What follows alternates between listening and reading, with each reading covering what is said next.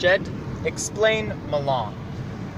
It's not called Milan and it's not called Melon. I don't remember what it's called. But Vlogbrothers recently made a video about it, and that's how we got onto this topic.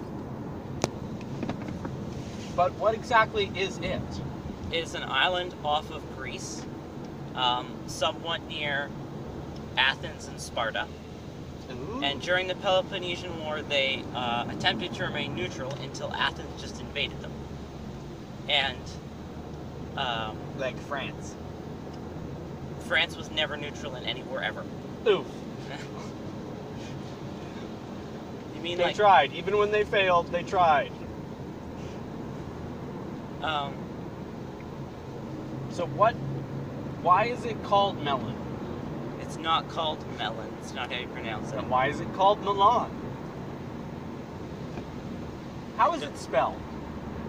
It's like M-A...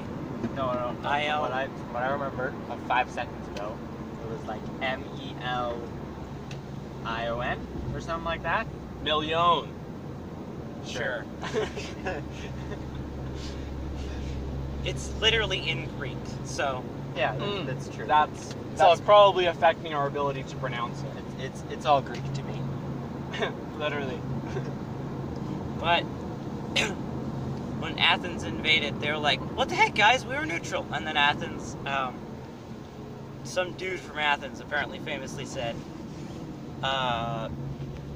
the rich do whatever they want, and the poor suffer what they must. Which is what the whole video is about, is that. Oh, What? Wait. Okay. So these melon people, they're yes, like million. They're these millionaire melon people are chilling on this island. And they're No. Yo. The Athenians were the rich people in that situation. Oh. The melon Oh, people so were these- being invaded by the Athenians. Okay. But wait, so because- these melon people are sitting on this island, and then these Athenians come, or was it just Sparta? We'll call it The so Athenians Athens comes and like, attacked "Whatcha!" and they like attack them, and then some Athens says, "What?"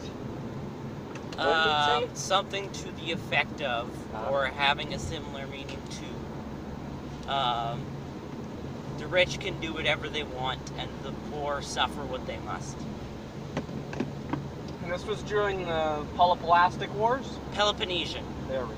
between the Athenians and the Spartans, but not just the Athenians and the Spartans. It was the Peloponnesian alliance versus someone. There was two alliances. Was it Persia? So No. it's Persia. No. There was several wars against Persia, but it was a Greek civil war because they were all city-states. So it was Sparta and its alliance of city-states versus Athens and its alliance of city-states. Yeah. So it wasn't actually like just the city of Athens and the Like city of Sparta Texas duking it versus out. California. Other than the fact that Texas would win in a landslide like every time, That's and what you neither think. of them won in a That's landslide. what you think. But like Sparta, Texas, Athens, California makes a lot of sense. I mean, No, to a it certain doesn't. degree, it does make a tiny bit of sense because Sparta was kind of more like a warrior capital, and Athens, while it was still very warrior-esque, kind of had like them Olympics going on and stuff, which is vaguely like Hollywood, so they got that going for them. Athens lost the war, by the way. Yep, that makes sense. Yeah. Yep. Like it's exactly the same. Boom. It is exactly Like they the same. lost it. We Like have determined if there was a civil war in the United States, Texas versus California, Texas would win. Well, which one has more people? That's what I want to know. I think California yeah. by like 100,000 people. Like Texas is like the second biggest state, and California is the biggest state, I think. Because I know that, are they both bigger than Canada? I know Yes, California has more vastly. people than Canada. Texas is much bigger than Canada. Than like all of Canada. It's a so bit it's still smaller crazy. than- it's the a bit real smaller question than is, California. if Canada went to war with California, who would win there? It depends on who was Just with invading. California. Because if California tried to invade us, one, they'd have to go through like 3 other states, and That would be two, difficult. we have like the biggest expanse of nothing other than Russia in Yeah. the world. Yeah. So I mean, we could just go north. Yeah.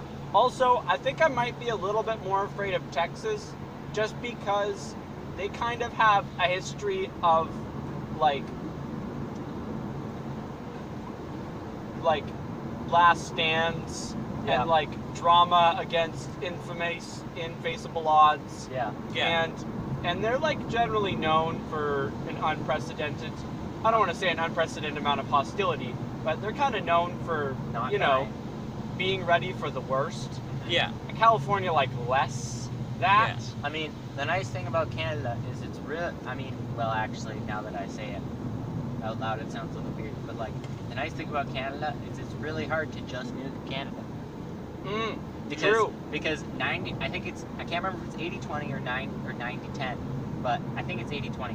80% of our population is in 20% of the land along the bottom of. I believe that's true, yes. Yeah. And a lot of the and, might it's, and, actually it's, be and it's 90-10. just a strip right next to the United States. and then Calgary, so if you Edmonton. nuke any we're of north. that, the United States is getting really mad at you. True. Yes. Also, if you nuke anywhere near the Great Lakes, the United States will get very mad at you because the United States co-owns the Great Lakes with Canada. Because the United States is like, we like that lac. We would like you to not hurt it, please. Yeah. If you hurt it, they will be mad. That's how you terrorize a country. You nuke its natural sites. I like- believe that like- would be the more polite way. Well, it's not very polite because you're still nuking them. No, it's terrorism. You're not actually trying to kill people. You're just trying to make people very afraid, so they have no scenic resorts to go to. I don't think that's exactly what terrorism is, but technically, I think that would be a form of terrorism. Okay, so If like all of the natural wonders, like Yellowstone National Park, now the problem with Cathedral Grove. Now the problem with nuking redwood Yellowstone trees. is that Yellowstone is a Right. super volcano. So if you nuke The, Yellowstone, it might destroy the world. The what do you call it? Great Lakes. Yeah. The Grand Canyon. Those Niagara Falls. Niagara Falls. Yeah. The Grand Canyon. Yeah. If you bomb the Grand Canyon, though, it would just kind of fall in. Alaska. But That's a whole natural park just right there. that's all of Alaska Yes. is not one national park. Alaska is like a third. You just have to make sure it's the right season and the wind currents aren't heading over to Russia, because you don't want to Nope. get Russia on your back as well. But the problem of what you just said is that Alaska is like a quarter of the American landmass size. Alaska is huge. Yes. It's the largest state. Yeah, so Have you you get a seen bigger those- bomb. Square Did kilometer. you see the most recent CGP Ray video where Yes. he showed Alaska and Hawaii to scale? Yeah. Yes. Hawaii is big. Like, all of the islands are bigger than Rhode Island. And Alaska's very big. Alaska is like the most big. Mm-hmm. It's huge. It's like the size of. I think it's like the second biggest state behind Texas, maybe? No, I think it's the biggest. I think it's bigger than Texas. Oh yeah. I yeah. think Texas might be disadvantaged because it's lower on the map, so it's Oh, that is it's true. distorted That is smaller. So in all of our heads, it's smaller than it actually is. But Alaska is like ridiculously huge. It's like the size. If it's like uncorrected, you know, like you see it on an actual map, where all the stuff that's closer to the poles is bigger than it should be. If it's uncorrected, it's the size of the entire American Midwest. Yes. Yeah. It's Yeah. like it's huge.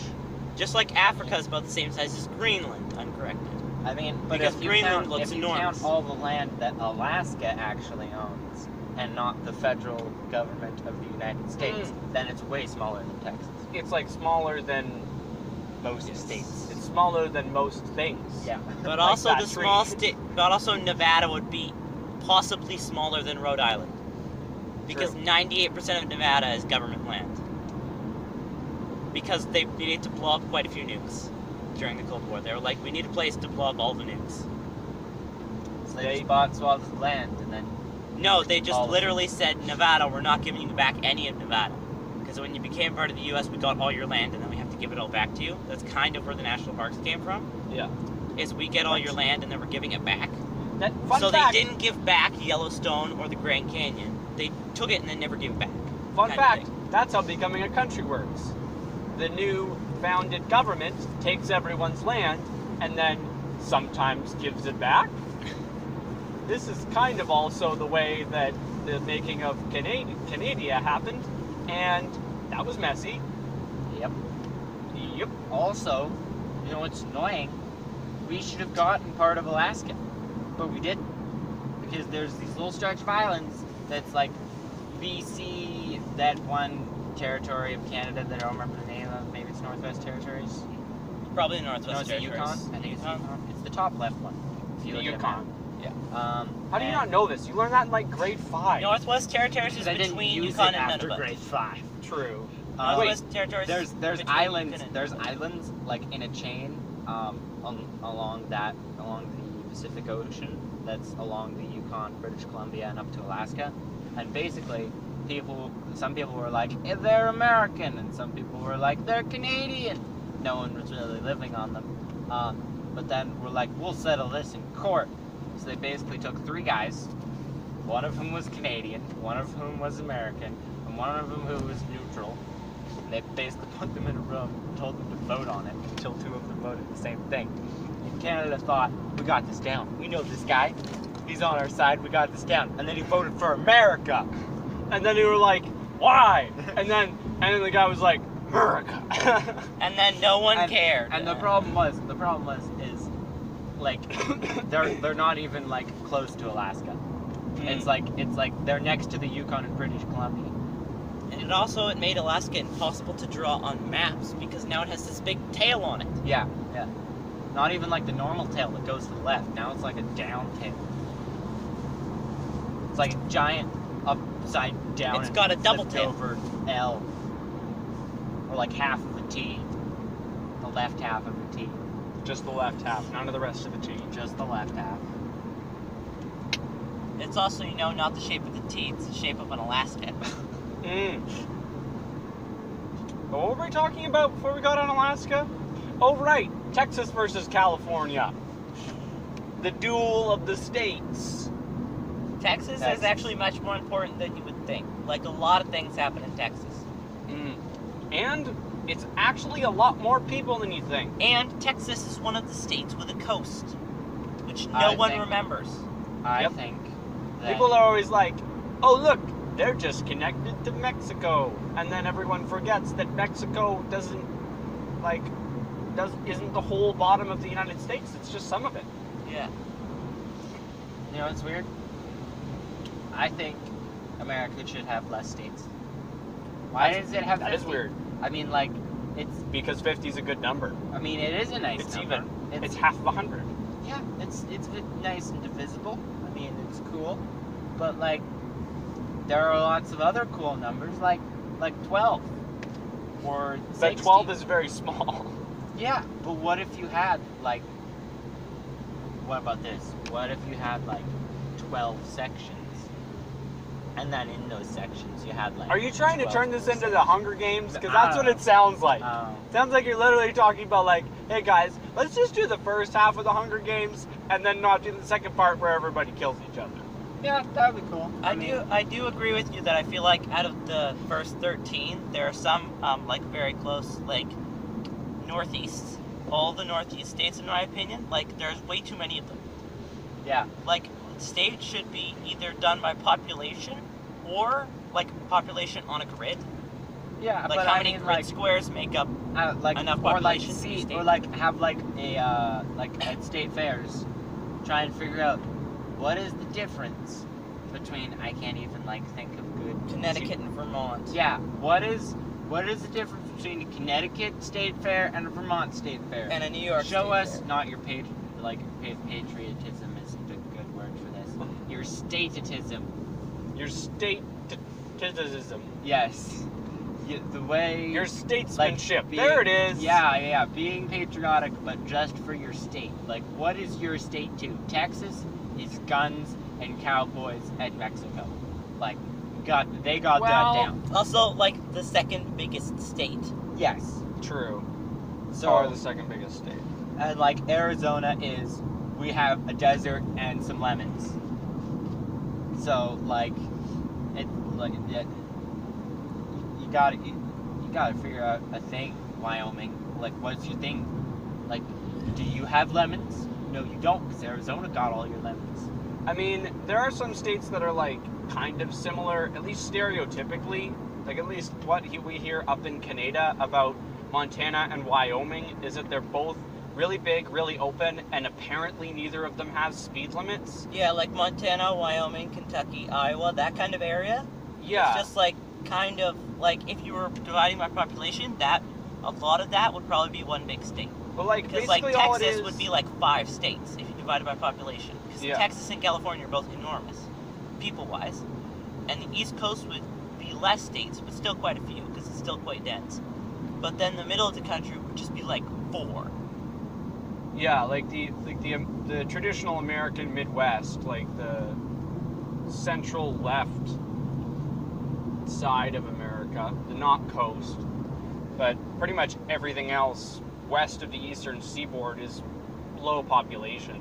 Yeah. Unless you go down south to like Texas and the southern states, or yeah, you end up with a lot of big blocks, which is like the places where they in the north where they farm like corn and cows. Yes. It's basically all going to end up being like one state if you did it by population and you made the population requirement really high. It means that Canada would have to deal with less states, though. I mean, if only the United States was ruled as a country based on what would make it convenient for Canada. I know. If only. Well, then it might all be one country with Canada. Because that might actually be more convenient for Canadians. True, more convenient for Canadians. What will be the most convenient? Well, 51 states. 51st state is Canada. Yeah. But to be honest, we would kind of have a big leg up on all the other states. Yeah. We wouldn't be the biggest. We'd be the biggest state by land area, but we would not be the biggest state by population. We'd be like 4th. True, but we have our own army. Yeah. And Yeah, true. And Yeah. our own navy, we have the CN Tower. None of the states have that. Boom roasted. Boom roasted. Actually, yeah, I think that is the tallest building in North America. We have half of Niagara Falls and the CN Tower. I think it would actually. Boom. I think it would actually be hilarious though, just to like make fun of Quebec wanting to be independent, to propose a plan to make Quebec part of the states. Just be like, Quebec, you really don't want to be part of Canada, be part of the states. Like, through the metaphor of a family, like, Quebec is like the French adopted child, and we're trying to pawn it off on America. But, Or better yet, make it part of France. Just be like, France, would you like some overseas territories? But for the record, I would like to state that even though Quebec is like kind of different than the rest of Canada in a lot of ways, and they speak French, which is like, that's cool. yeah. Not so cool when I'm trying to go on vacation and I can't find like anything. I can't find a coffee or the bathroom or like cool things to see. But at the same time, when you talk about like them being a part of Canada, the one thing that is kind of striking is like there was that one vote in I believe the 80s or 90s, early 90s I think, when they voted whether or not to continue being a part of Canada, and it was like a 59% to 49% to 51% to stay in Canada, and people were like, "Oh, this is crazy." Like almost half of them want to leave the country, like startlingly close to half of them. But at the same time, the majority of them, even when leaving was super popular, still wanted to stay a part of Canada. Yeah. So it's like, Yeah. you know what? And We can't kick them out. They want to be here. And to be fair, they are. I think they are. I mean, slowly. I mean, France might not be the best example, but they are getting more Canadian than they are French. France. Oh yeah, they're more French, Canadian yeah. than they were French a long time ago, because France is like the most over-regulated country in the world. Overregulated? Yes. Are you not allowed to have blue cheese after 9 o'clock or something like that? No, like you need a permit for like everything in France. So Like you need Fran- a permit to eat France blue is- cheese after 9 o'clock. France That's is- what I just said. France is one of the most heavily like regulated, I guess, countries in the world. Not sure if that's exactly the right word for it. for lunch? Oh, a cheeseburger. Do you have a permit for that? But at the same time, France may be very highly regulated, and they may have a really high senior death rate because of like heat waves and that weird thing where old people just died because of heat. Yeah. but they are the one country that is like the most on quote unquote renewable power because Yes. their 80% of their power comes from Hydro. nuclear power plants. Oh, really? Oh, yeah, they do have a bunch of hydro, though, because they have a lot of rivers. I They thought have that the was advantage Iceland. of having a lot of rivers. Nope, that's France. They have Iceland a has a ton of bunch of nuclear power geothermal power. They do have a lot of hydroelectric, but they also have a bunch of geothermal. They have almost no nuclear in Iceland. I think none. Well, yeah, but it's renewable. Nuclear? No, all of those things are renewable energy. geothermal and nuclear. Yeah. No, Yeah. they did have some.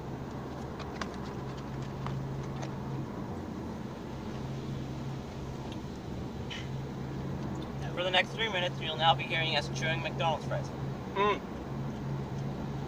This is not an advertisement for Don's, but Don's fries, cold or hot? Of course, they should be eaten hot. Yeah. But the real question is, when you find a car seat French fry, like one of those French fries that's been sitting on a car seat, and you can't tell how long it's been there, but it's just sitting there, and you want to eat it, do you eat it? Do you risk it? It's been sitting on your seat. Whose car is this? It's in your own car. Yes. Judge for yourself. Jed, what would you do? Would you eat that fry? Probably. Probably. Probably. I tell you what, I used to eat that fry, but I think I'm getting old because now I wouldn't eat that fry. I used to be young and reckless like that. Now I'm slipping.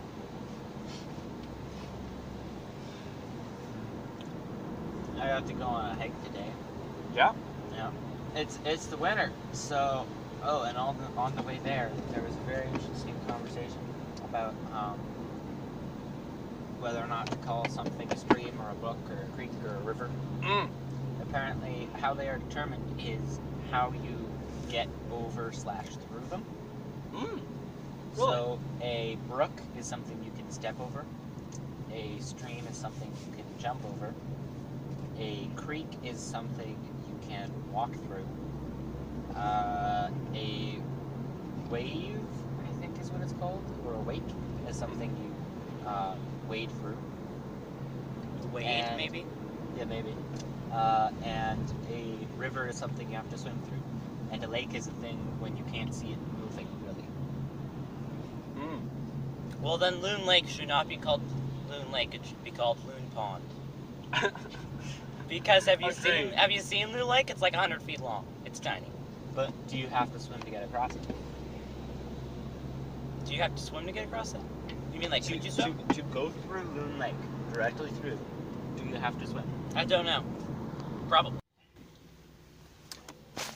Welcome back to a thing. So, we are on a grand journey. We are heading to a collection of vaguely adolescent pterodactyls. Yes, that's right, we're on our way to a youth group. Where the vaguely adolescent pterodactyls come together to scream in unity.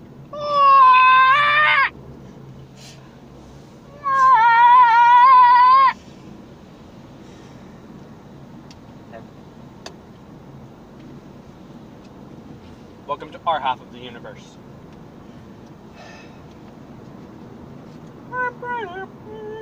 So on my hike, Yes. through the inland trail, there was, because it's winter, there was a I'm trying to think of the words now. A creek? A brook? A creek. Mm. Creek. Because you had to walk through it. Relentlessly pouring over the trail. It was like a trail, you know, in here in the British Columbias. It's like a trail, which it's like wide enough for a quad, so it's basically a ledge wide enough for a quad on the side of a cliff. Because of how cliffs work, though, there's a creek running through it, and this was a wide creek. Oh, like very wide. If this thing, like, I mean, if it was like actually like on the ground and not being a waterfall, it would probably be a wake. It was crazy. Like it was a lot of water, just like, and when you're walking towards it, it's just like there's trail, there's a waterfall just hitting the trail. Like it's a huge waterfall. It's the size of this vehicle. That's a big waterfall. Yeah. That's a car-sized waterfall. It's a car-sized waterfall just smashing into the trail, and you're just like, well, 5 minutes in, let's turn around. I'm not going through that. But we didn't. We were just like walk around it. So we walked around it. It was like, Trooping. yep. Wait, was this in Wally's class? Yes. Must have been if you're on PE. Yep. Is Wally back? No, he's coming back next week. Oh, dang. Yeah. That's great. So our sub is trying to like spoil us to make us remember him good. Yeah. Does he let you play lots of handball? Yep. And and the last run we have with him, it's just like nope. Nope. Just gonna not do that, even though it's We're my just job. gonna not do that and go sneak into this room and play dodgeball. Yeah. Nice. That's what we're gonna do. I like it. That's what Wally will let us do sometimes. He's like, hey, today's supposed to be a run, but they have too many runs every semester because kids suck at doing it on the right thing. So since you all don't suck, let's go play handball. Then we'd be like, sure, let's do that. Yep. Yeah. Wally's a beauty. At least this sub is trying, you know? Yeah. At least she's trying to be a beauty. At least she's like, you know what? I'm not a beauty, but I'm shooting for it. Yeah. He's also because we have to do classroom work once a year. We have for PE we're doing a plant ID booklet. Yeah. So he gave us like a list of 10 plants. We have to write them all down and like describe them enough that you can be like walking along and be like, hey, that's a tree. What type of tree is it? Look in your plant ID booklet. So that anyone could like grab it and like go for a nature walk and be like, that's a tree. That's another tree. Hey, look, a tree. Yeah. People can't do that on their own. Yep. They're like, look, shrubs. And then you're like, my good sir, that would be a tree. Yep. Let me try and do a few things. I'm probably gonna get a few of them wrong. There's the like flattish needle one. The needles are like flat and they're like splayed out. And it's hemlock. Some type of hemlock. Yep. I don't know what kind of hemlock it is. I think it's some type of hemlock. And when you crunch up the needles, they smell like grapefruit. That's true. Yep. That's true. That's a hemlock. And in this area of the world, we only have one of those, so we just call it a hemlock. Ah. But if you're fancy, in general, if you live in the Pacific Northwest, you can just put Pacific Northwest in front of every kind of tree, and that's what its name is. Okay, man. So, for example, we have the Pacific Western cedar, the Pacific Western hemlock, just basically Pacific Western everything. Yeah. We also have, there's an interesting one that he showed us was the Western red cedar. Which I thought was interesting because the bark is like so stringy. It's like a bunch of strands. So you can just like rip it up, that First Nations would just rip it off and like weave it into baskets and stuff. Just like, hey, bud, go make me a basket, bud. Just like that. Yeah, just go rip off the bark of a big tree and just be like, boom, here's a basket. Basket. Yep. And then there was a fir. No, it was Douglas fir. No, was it Douglas fir? Douglas fir is a kind of tree. It is a tree, but I'm trying to remember if it was yes, Douglas fir, because I made up a little story in my head to remember it. Douglas is a strong name, and that's why it's got the chunky bark. Very chunky. Yes.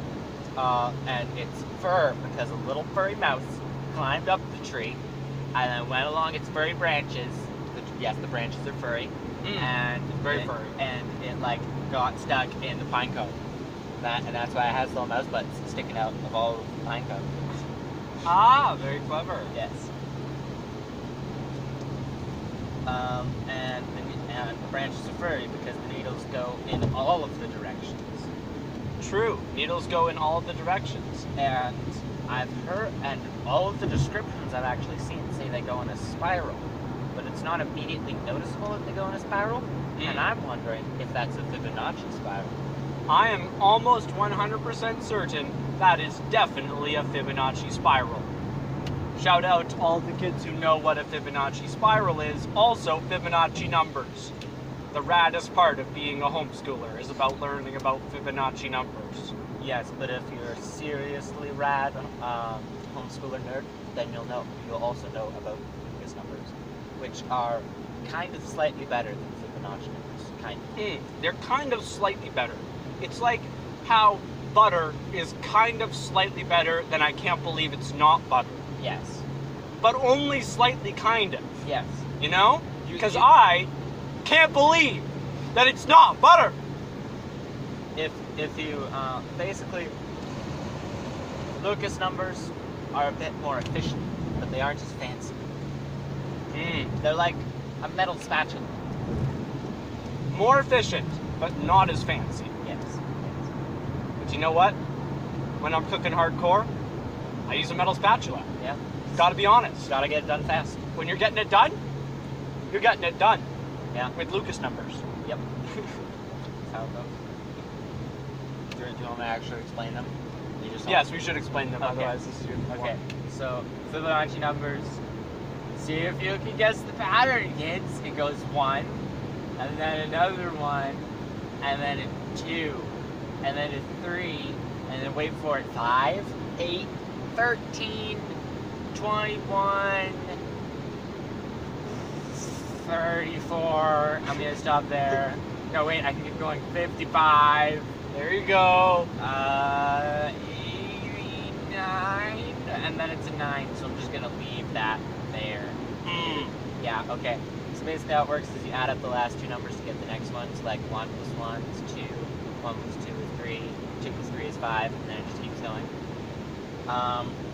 Lucas numbers have the same rule, except instead of starting with 2 1s, they start with, depending on how you start, you can actually start two different ways. You can either start with a 2 and a 1, or a 1 and a 3. The technical first number is a 1, so depending on how you want to start it, you can either start it with that, or you can be like, no, I don't want to start with the first number, I want to start with the 0th number. The 0th number. Yep. My favorite number, because it's 0th. Yeah. So, and Lucas numbers are a little bit better if you just want to use, because what happens is if you keep going through the Fibonacci numbers, and then you load and then you take the, for example, how far did I get? I got to 89? 89 and 55. So if you divide 89 by 55, you get this magic number called phi, or it's 5 plus 1. I think that's 5 plus 1. If you divide 55 by 89, then you get 5. Basically, it's a cool number. It's like 0.62 or maybe 38. And it basically describes growth and a lot of other things like that. Also, it's irrational, so it just keeps going on forever. Basically, why Lucas numbers are better is because you can start with any numbers you want, and as long as you keep going through them long enough, you'll eventually reach something close to phi. Again, with 55 and 89, it's probably not very close. It's probably only 2 digits are correct within that. With Lucas numbers, basically you start really close to 5 with 1 divided by 3. No, 3 divided by 1 or something like that. You start really close. You basically start with, okay, we have this number, what would be the next number in the sequence? Just multiplying it by 5 or something like that. And then you just continue doing that, and you get, and you get to way closer to 5 way faster than doing the Fibonacci numbers. And if you ever want to just like make up your own string of numbers, come up with 2 really big numbers, and then you start doing that, and then you can just name them after yourself. Like, for example, in a number file video, a dude made this series of Brady numbers. He just thought of 2 like 5-digit numbers, and boom, his own series of numbers. Fun fact: all you have to do is think of 2 numbers that are big, and boom. Yeah. All of a sudden, you can name them after yourself, and you're like, wait, what? How does that work? If I just name 2 large numbers after myself, am I a mathematician? The answer is yes. That's how math works. Yep. And then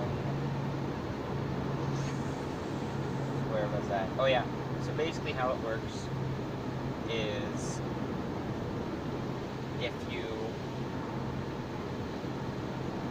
multiply, if you take 5 to a power of n, and then you round it to the nearest whole number, you get the nth Lucas number. Say that again. So if you take 5 to the power of n, and then round it to the nearest whole number, you get the nth Lucas. You get the nth Lucas number. So for example, pi to the 1, which is like 0.6, rounded to the nearest whole number, which is 1.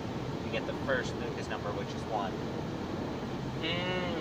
Pi to the 2 is probably like 2.6 or something like that. Rounded to the nearest whole number is 3. The second Lucas number is 3. Yeah. And it just keeps going like that. Does it go on into infinity? Yes. Ooh. But there's another way of figuring that out, where if you, because the weird thing about phi is 5 plus 1 equals 1 over 5. So using that, because it's a thing that you can't, I mean, you can solve it, but you basically just have to like guess and check a whole bunch of times and see what you get. That's my favorite way of doing math. Or good old classy guess and check. Or just do the same, or just do the, I think it's, some calculators have the 1 over x button. If you press like second function or something like that, there's usually a button that's 1 over x, which allows you to just put in, like, you can put in any number, and if you just and then if you click the 1 over x button, it puts it as the bottom of a fraction where the top is 1, and then you add 1 to that, and you just keep putting it on the bottom of a fraction and adding 1, you will get closer and closer to phi.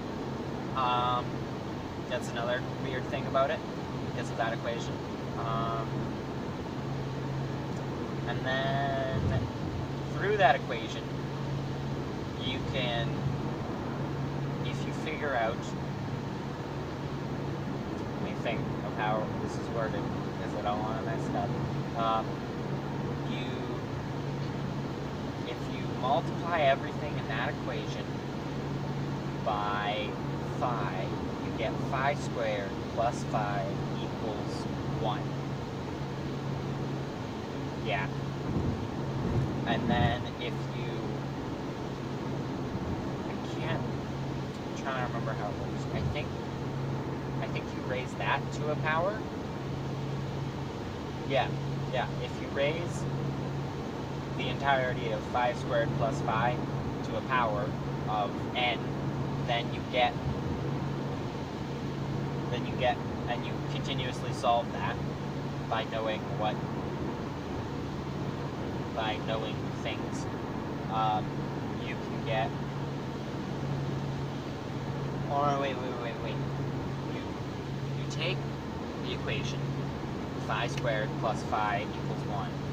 Yeah. And you move over the single phi. So you just have phi squared equals 1 plus phi. Yes. Phi squared equals 1 plus phi. Now you have a solution to what phi squared is. Mm. And if you take phi to the power of n, like for example 2, so it's phi squared, you then turn it into 1 plus phi. You do.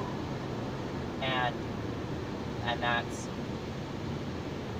then if you take, if you take phi to the 1, you just get phi.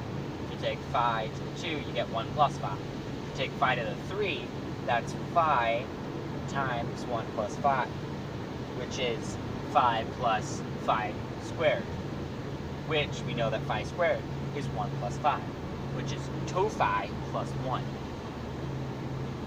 Now this is sounding a little complicated, but basically what you get if you keep it all in phi's, Yes. you don't round it, then you get the current Fibonacci number, and I think it's the next Fibonacci number in phi's and numbers. Basically, Fibonacci numbers is a sequence. And there are shortcuts you can use to get to that sequence. It's kind of like they're the apple at the top of the apple tree, and it's a really good apple, and you want to get to it. So instead of climbing all the way up into the tree, it's like phi is this magical shortcut to get to the number. Yes. It's like it gives you a saw, and then you just cut down the whole tree, and you have the apple. Yes. Basically, phi is a chainsaw. Yes. And phi is a chainsaw. The Fibonacci numbers are an apple tree, and the Lucas numbers are a pear tree. Just depends on your taste. Phi will get you either of them. You just have to use it a little bit differently. And do you know what? Apples are good, and pears are too. Yep. Well, I was a lot of talking. Just me. Does anyone else want to talk? Jed, would you like to say something? I don't know. I already monologued for a while. You did. You monologued about the punt wars. Yes. The wars between the BC Lions and the Vikings. Oh. But yeah, I want to circle back to something we said at the beginning.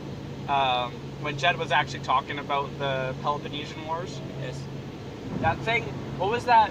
What was, like, at least the vague interpretation of that quote that guy said to the... The rich do what they want, and the poor suffer as much as they have to. No, Was the that it, poor Jed? the poor suffer what they must. The poor suffer what they must, yeah. And I think that quote's, like, kind of interesting. Because, to a certain degree, it's kind of true.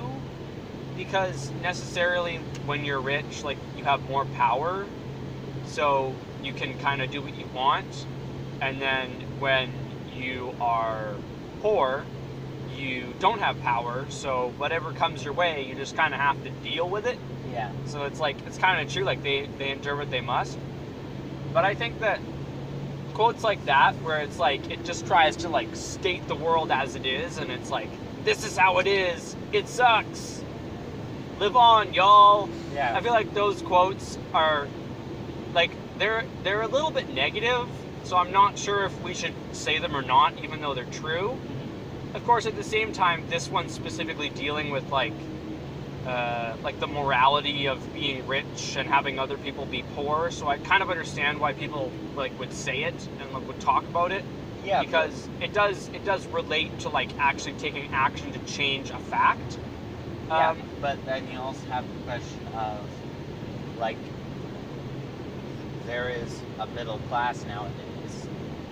So, like, the rich do what they want, the poor suffer what they must, and the middle class just exists. Yeah, it's kind of like the existence of the middle class is trying to make this not true. So I feel like to a certain degree that is one of the ways that this isn't true. But I think also that when you have things like this that are negative, that are like kind of negative, that the fact that they're not true is like the great thing. Like, in that the people who make this not true, the people who are rich, who don't just do what they want, and the people who were poor, who fought to not have to endure whatever came to them. And I think that it takes an incredible amount of work, and to some degree a little bit of like being fortunate, being quote unquote lucky, to get from actual like world, like all around poverty, to being actually rich. Of course, it depends how you measure those, but Yeah. I think that it takes a lot of work and a certain amount of being fortunate and having other people help you to beat that. So I feel like people who go from being poor to being rich, and people who, in a weird kind of way, go from being rich to being poor, like by giving away a lot of stuff, I feel like those are the people that make that statement not true. And that going around saying that statement is true is kind of like spitting in the face of what they're doing. Because, like, the fact that most people don't do that doesn't change the fact that some people do. And that, like, and that what they're doing matters. Whether you think it's a good thing or not, it matters.